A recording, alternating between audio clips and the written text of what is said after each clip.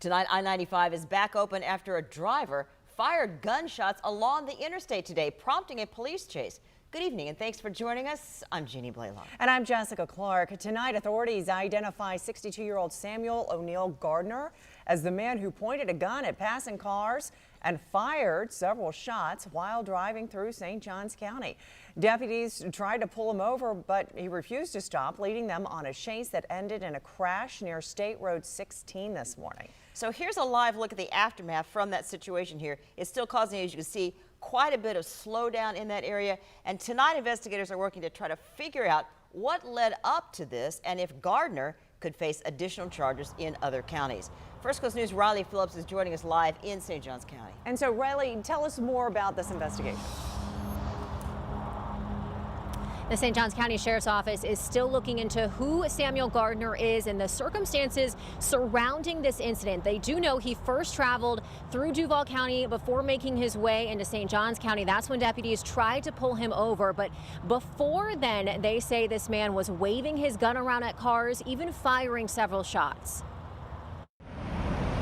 The man driving this red truck, Samuel O'Neal Gardner, giving drivers a scare Monday morning. 911 calls of a driver with a gun started coming in around 9:30. People watched as Gardner waved his gun around and pointed it at cars while he was traveling south on I-95. We know that shots were fired. I don't know exactly what he was shooting at. Deputies with the St. Johns County Sheriff's Office tried to pull him over, but they say he would not stop, even pointing his gun at the deputies. He then led them on a chase along the interstate, which ended with him flipping his truck. After the crash, deputies at the scene were still concerned that that subject had a firearm, so a police canine was used. Police canine did engage the suspect, and at that time, deputies were able to make contact with him. Gardner was airlifted to a local trauma center. Another car was also involved in the crash, but everyone inside is expected to be okay. Investigators are now trying to determine where Gardner was coming from and why he would have done something like this in the first place.